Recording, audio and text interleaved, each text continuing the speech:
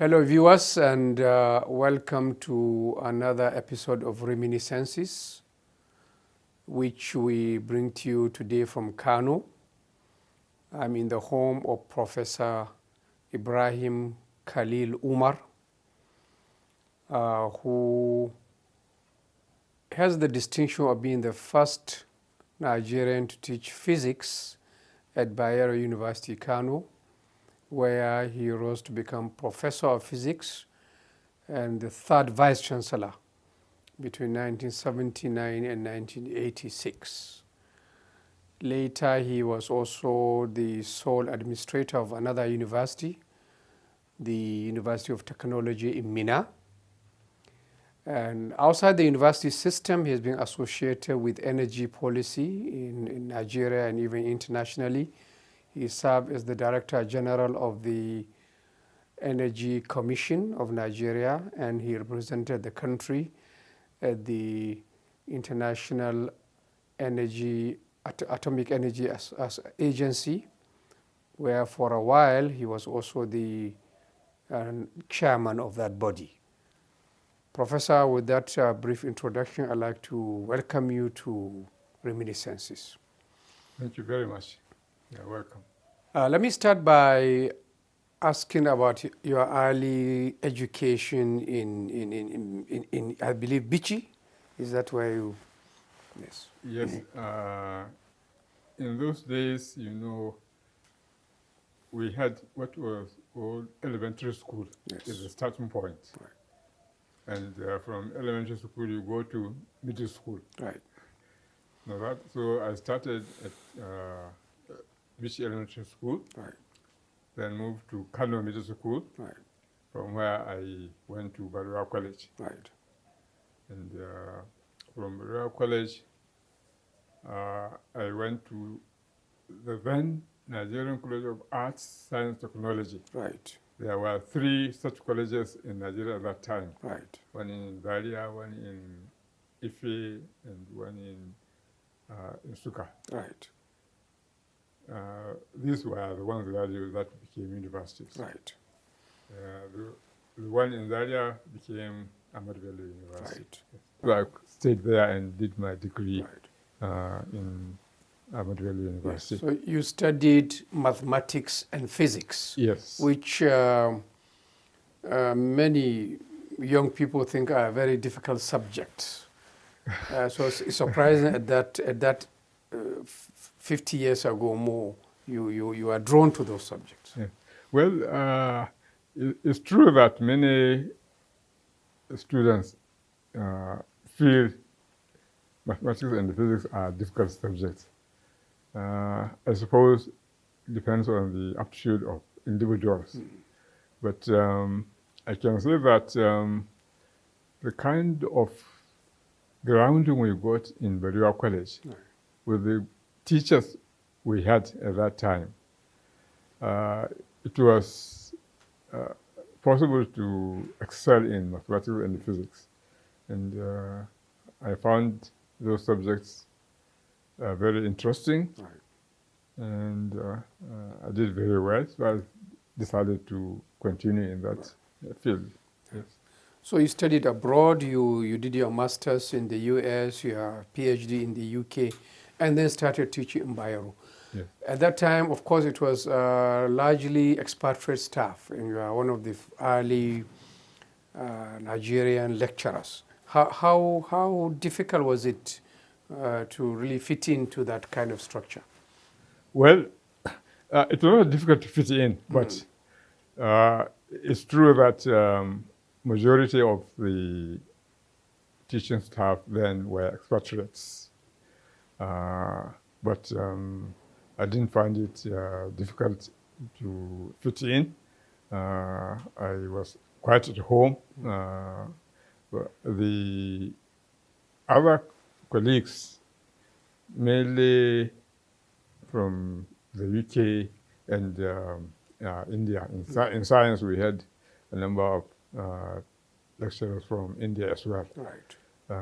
But the ones from the UK were, some of them were in Nigeria for quite many years and became almost at home with Right. us. Yes, so it was not anything difficult to fit in with them. Yeah. Yes. As an academic, you quickly also became a professor and then vice chancellor. A lot of the time, some academics find administration a bit strange or difficult. How is it that you became vice chancellor rather early in your academic career? I became vice chancellor early, it's true, but that is due to circumstances at that time. One, there was some kind of revolutionary changes made in the university system by then head of state Obasanjo. He tried to play about with the positions of vice chancellor in the universities, trying to push people from one place to another, etc. Now that indirectly caused a vacancy in Bayero University, Kano. And I was then one of the only few northerners in that position. Were you a professor by that time? No, in fact, I became a professor after becoming vice chancellor. Yes. So it was obvious that at that time you couldn't think of expatriate as vice chancellor of a Nigerian university. So they had to, the council had to pick one of the Nigerians to become vice chancellor, and so I was picked. That was how I became vice chancellor at that stage. Yes. Of course, I had served as deputy vice chancellor. Yeah. After that time, Okay. I was a deputy vice chancellor. Okay, Yes. so you had some experience. Yes. But still, was it difficult? You are a young academic. Was it difficult for you to find yourself the overall leader of the university? It was difficult in a sense, but mainly because we were short of indigenous staff. And my concern was to have indigenous staff teaching. But because at that time there were only a few qualified Nigerians, a majority of the staff were expatriates. So I had to think of what to do to save the situation. And we placed a lot of emphasis on training. We had a number of young graduates that we took on. And we took the trouble to make sure that they were trained quickly. We sent many of them to the UK, to the US, etc., to qualify and get their PhD degrees and come back. So that was the most difficult part. But dealing with the other administrative problems was not all that difficult because we were dealing with mature, experienced lecturers at that time. Yeah. What of the pressure from the town? There's always this distinction between gown and town. Here you are a Kano indigene, thrust into that position. Was there pressure from the town to you in the university? In a few cases, there were, but it was not difficult to deal with such pressure at that time because at that time, even the town considered the university as sort of separate place, and people there were independent, etc. So it was easy to deal with the pressure from there. It was a matter of saying no to some people who would come with requests that were not acceptable. Yes. But was it easy for you to say no, being an indigene, being from the locality also? In many cases, it was easy to say no, I didn't bother. But there were a few cases, considering the kind of people who made the request and the approach, that although you had to say no, but you had to say it in a way to avoid and to avoid nasty situations arising, yes. But we had to say no. We did, yes. In your experience as an administrator of a major institution, is saying no a challenge for many administrators in Nigeria? Is it a problem that has led us to some of the situations we're in? Not saying no. That's true. There's no doubt that there are many situations in which saying no was necessary, but difficult. And I know that there were situations in which some people couldn't say no, and the result was certainly not nice for the community. Yes. So here you were, maybe in your mid-40s, already you had been Vice Chancellor. You finished your tenure as Vice Chancellor. So what did you do after that? After my term as Vice Chancellor, I returned to my teaching position. But not long after that, it was decided that the Energy Commission of Nigeria should be established. So I was asked to go and establish that. This is in Lagos. At that time, it was in Lagos. Yes. It was only much later that we moved to Abuja. Yes. Yes. So I went and established the Energy Commission and stayed there for quite some time before I eventually returned to Bayero University again to my teaching position. Yes. Yes. Now, what is the purpose of the Energy Commission? We don't hear much about it. What was it set up to do, and has it done it?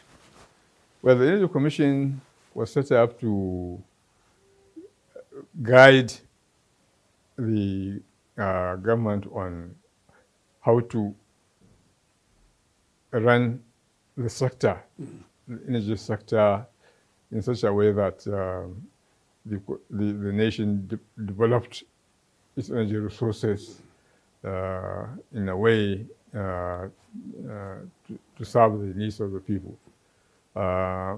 It was the Energy Commission that introduced the energy policy for the country to determine what to do, which direction to go, etc. Yes, and a lot of research in energy sector was expected to be carried out. As a result of that, there were a number of energy research centers set up in the country, in the universities particularly. For example, at ABU Zaria, we have the Nuclear Energy Research Center, and at University of Nigeria and Nsukka, we have the Solar Energy Research and Renewable Energy Research Center. Similar one also at Stanford University, Sokoto. The Nuclear Research Center was also duplicated at University Obafemi Awolowo University, Ile-Ife, yes. Later on, a few centers were set up, and eventually the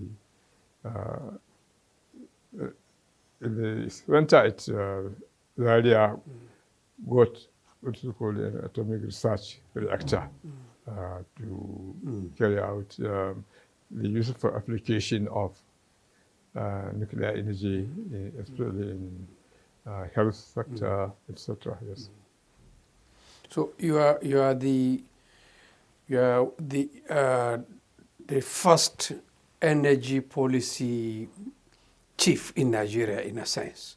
But we have all these centers, we have all these professors, but no energy. We have all these grand plans, but here we are. The reality is that energy has eluded the country. Yes, the Energy Commission was not set up to provide energy for the community. Only the policy, right? The framework. The framework, yes, and research work to make sure that things are done properly, etc. Yes. Energy, the Energy Commission had no control over, say, NEPA, Right. and didn't have to say to direct NEPA to do this and that, but it had in the policy indication of what to do, what to aim to achieve, to make sure that sufficient energy is available to Nigeria. But it was up to bodies like NEPA, the body that sort of produces the energy and transmits it to the community is separate, yes. But where did we get it wrong from your vantage point as an energy policy initiator and professor that understand the sector? Where did we get it wrong such that now we're still struggling with the basic energy that will run the economy? I suppose it's just like the situation in other sectors of the society. We know on paper you can say you can do this and that and that, and you will achieve this and that. But when it comes to actually carrying out the program, we have difficulties. But it's not only in the energy sector. Yes. This is something which unfortunately pervades our society as a whole, yes. It's a pity, what we can say, I suppose that's why we are referred to as a developing country. We are not yet developed enough to make sure that things work according to plan, due to shortcomings of individuals, perhaps. But as a whole, that is something which is the problem with us as a whole, as a nation. Yes. Is there potential of using atomic energy for development? There's a big debate about it. Countries like Iran are saying, look, what we're doing it for our energy needs, not for offensive needs. Did you see any chance of Nigeria also developing that capacity using atomic energy? That's exactly what we are expected to do. And that is our policy, that you use nuclear energy for social development. Yes. And what people usually get upset about is the fact that nuclear energy is something destructive. But there are many useful uses of nuclear energy. And already we have a lot of that going on in the country. For example, what people don't realize is the simple X-ray they go for in hospital. It's useful, peaceful application of nuclear energy. I see. Yeah. You have in the health sector, for example, one of the things that we helped the Energy Commission to develop at the University of Ibadan Teaching Hospital is a place where you can deal with cancer patients. This is using nuclear energy to treat, to detect, to treat, etc. With a number of developed seeds, for example, seeds for farmers, which was developed using nuclear energy. People don't know. Yeah. But that is what is happening. Agriculture, water resources, medicine. Okay. There are many applications of nuclear energy. So are you happy? Have we really taken advantage and exploited this potential of the atomic energy in Nigeria with this center? Well, we are making some progress, but we can achieve much more certainly. It depends on our own determination. Sometimes the problem is the financial provision made for this sector. The financial provision for our research centers, the application. And sometimes people expect to get things cheap. For example, you know the problem of let's say fly. This is fly, yes. Now that was a project that was taken at one time from the atomic energy center to attack that problem. I remember talking to one of the people in the Ministry of Animal Resources about that, because an experiment was carried out in a certain portion of the country, it must be in the Latvia area. Yes. The application, there is a system in which you can eliminate the insect completely. The application was done over an area, and this was proved to be successful. But you need to spend a lot of money to cover a large area and stop invasion from outside the area and all that. But we couldn't carry on because the resources available to continue the project were not given. The federal government could not give the money? No, the budgeting system was such that the money available for this sector was very small. Couldn't control it. So I was talking to one of the workers in there saying about why they couldn't secure enough resources to make sure that you continue this process. And he was complaining that it was too expensive a system, etc. So they would continue the chemical system of spraying and all that. But that one will never solve the problem permanently. If you provide the resources required, sufficient required to eliminate, you can eliminate it completely. And that is what you need. But some people don't understand, and probably they feel spending that much money at a time is wasteful. But the thing is, you can solve the problem permanently if you do it. Yeah.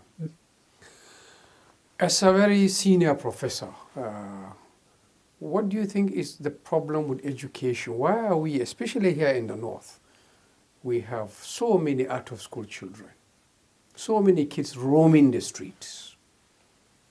Why have we not been able to solve the problem of education for people? The education sector has vast problems. Now, if you take the question of population growth, that is a very serious situation. We don't have the resources to provide enough schools to cater for every child. Because our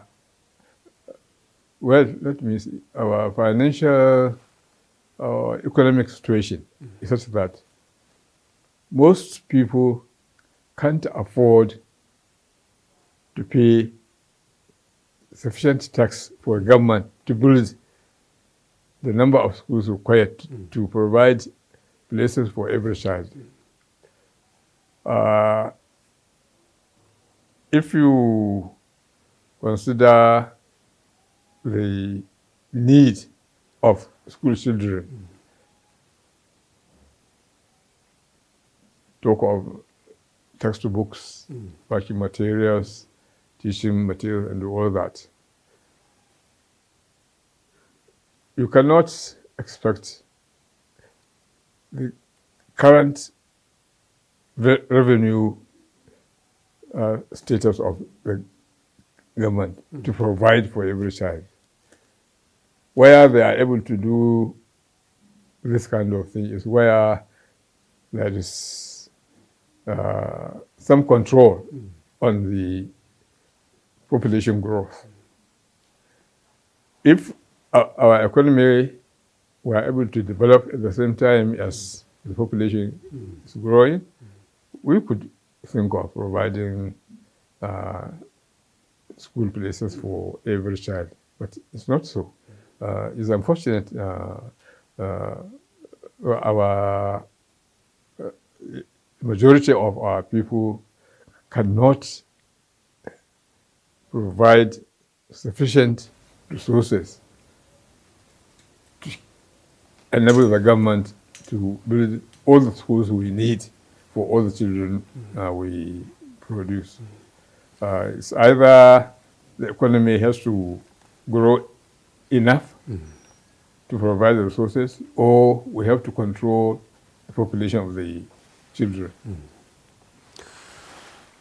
You had a brush with politics in 78, 79 as a member of the Constitution drafting, the 1979 Constitution, which gave birth to the Second Republic. Have you had any more engagement politically, even from that point on? No, not directly. I didn't, because I went back to after the Constitutional Assembly finished its work, I went back to my university position. Although at one stage there was a group of people who tried to do what the Americans call drafting. Okay. So they wanted to draft me to contest for election. Not because I showed interest, but they decided... Which position was this? Is it Kano or yes. nationally? No, it was for the governor of Kano State. Right. Yes. But it didn't work. Why? Did you refuse to be drafted, or? Well, I didn't refuse initially. I didn't say no. But I do not play the role that our politicians play to get the ordinary people take you seriously, etc. Yes, and also some people, let me say, who consider themselves as the kingmakers at that time. So in the end, therefore, it didn't work. Yes. Was it a problem of money? Because normally that was part of it. they expect that. Yes, that was part of it, because they you'll be required to provide money for this and that and that. Yes, and that was part of the problem. But I think the biggest issue was for those who consider themselves as kingmakers, whether I would be available for their requests. It was obvious that I was not going to sort of obey their instructions and do what they thought they needed to be done. Yeah. That was, I think, the biggest problem. Yes. Do you think our problem in politics in the country is this recruitment process, where the best people are not available or cannot contest? Certainly, that is part of the problem. And a number of times there were people who came to say, look, unless people like you join the politics, we cannot solve the problem we are facing. We cannot clean the system and all that. But the response always is the system is so corrupt that you cannot change it overnight. You need to sort of get the entire population to accept that there is need for this change, and that they are willing to sacrifice to make sure that the changes are done. Unfortunately, many of the ordinary voters don't know the value of their vote. Those who can easily sell their votes for a little amount of money, those who will go even and fight for a candidate because he has got some money to give them. You have got this to take care of before you can clean the system. So we have,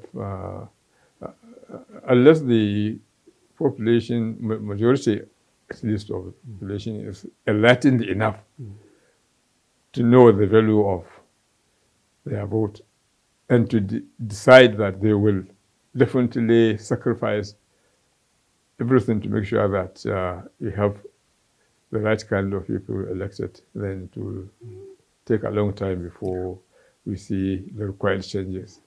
It sounds like you have really given up on any chance of improvement of the current situation. Right? Certainly, unfortunately, I cannot see the light at the end of the tunnel for this. Yes,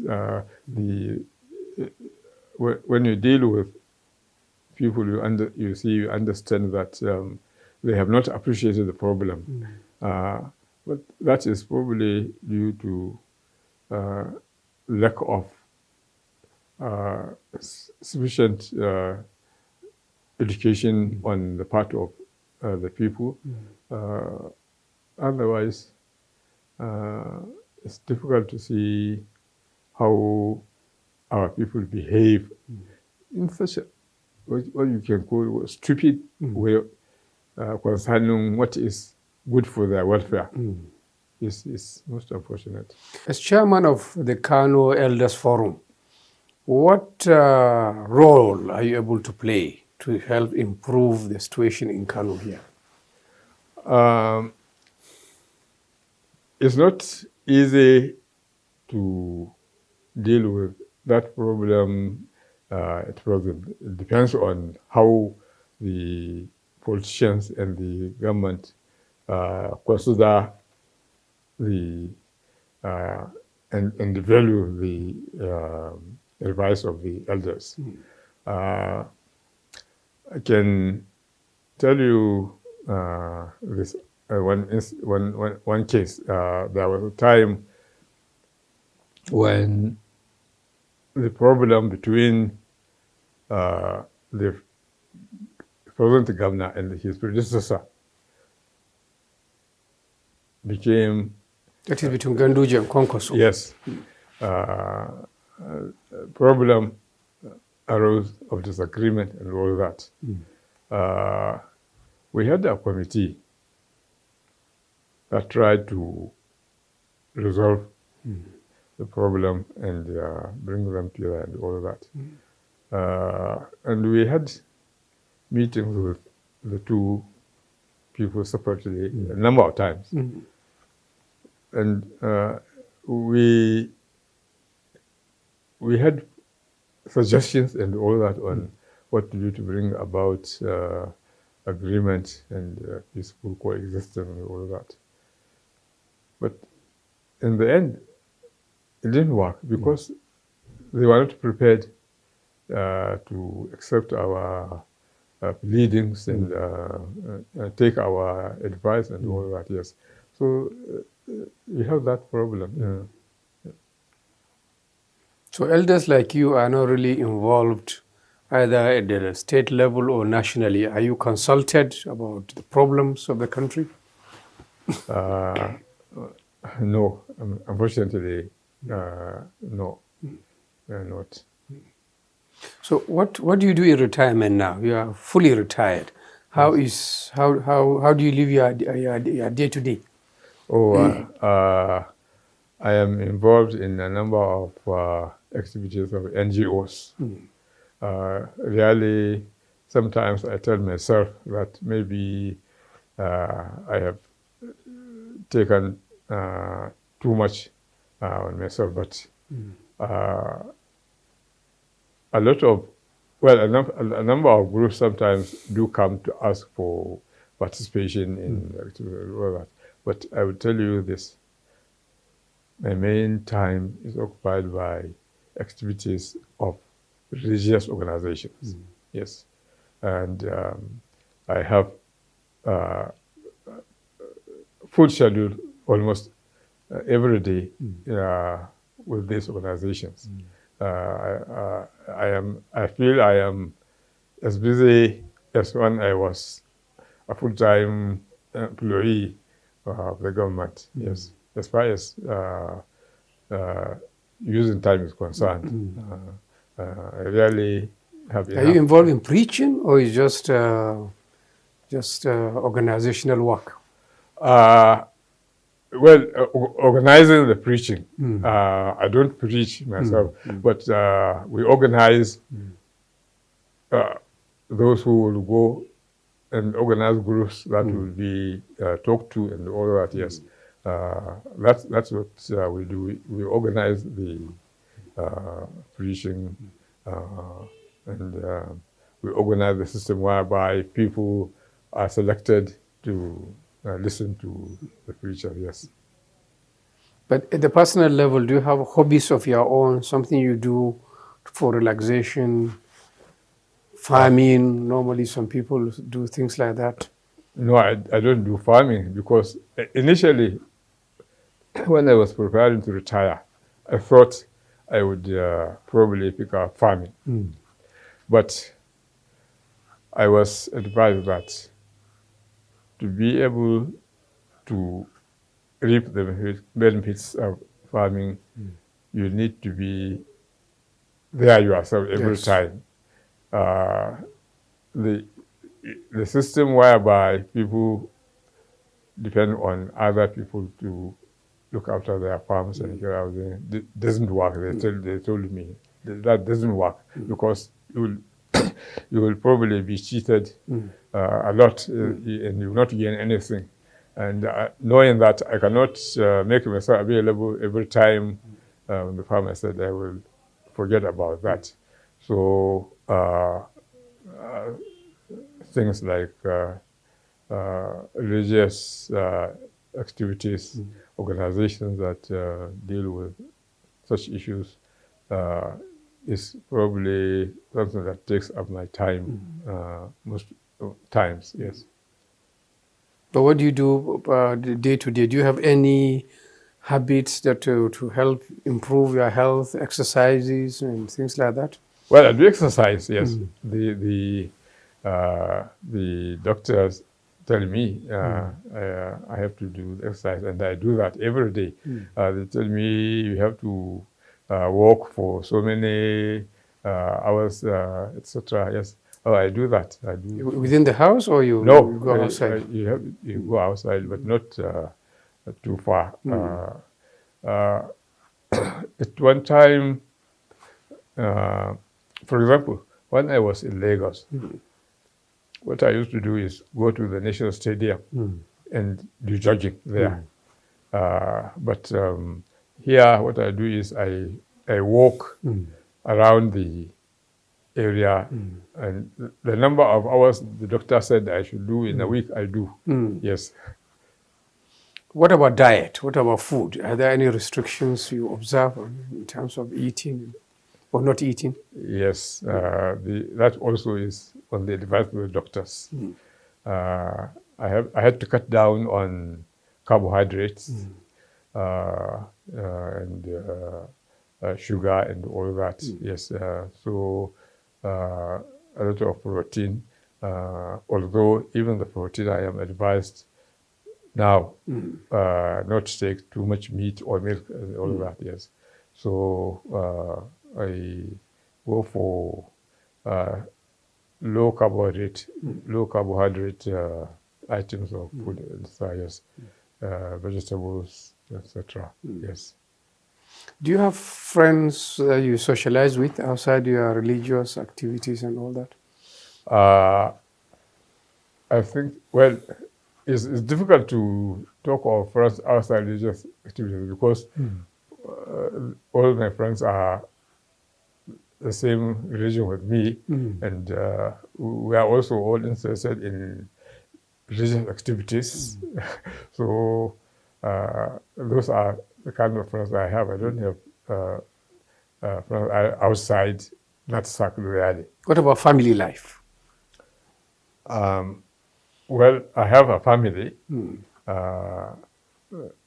but what else? I mean, do you have you married many times? Do you have many children? And if so, what lesson have you driven from that? No, I have only one wife. Right. And we had 4 children, Right. and one of them has died. Right. So the other 3 are still alive. I don't intend to have any more wives. If I ask you about the high moments of your life, which ones will you recall in your career, in your community activity? Things that you think maybe people will remember even long after. Well, I don't know, but some people still comment about my tenure as Vice Chancellor in the university. When they have activities and invite us, they mention this, that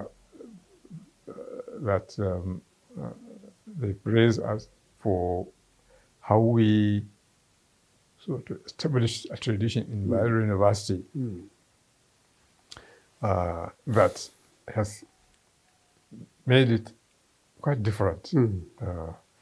And also how they express pleasure, the way we produce them as graduates, and all that. That has always made me feel good that it must be true that the system we set up was really appreciated. So that made me feel good, really. Yes, I accept that. Oh, yes, people appreciate what we have done. But as a Muslim, what I am most happy about, what I consider real achievement for myself, is an organization we set up now in Kano. What we do is... Which organization is this? This is the Council for Islamic Adult Education in Rural Areas. Council for Islamic Adult Education. Yes, in the rural areas. Right. And that is because of our concern that majority of the people, especially in rural areas, don't know how to perform their religious activities correctly. Even performing ablution, in some cases, some of them don't know what to do.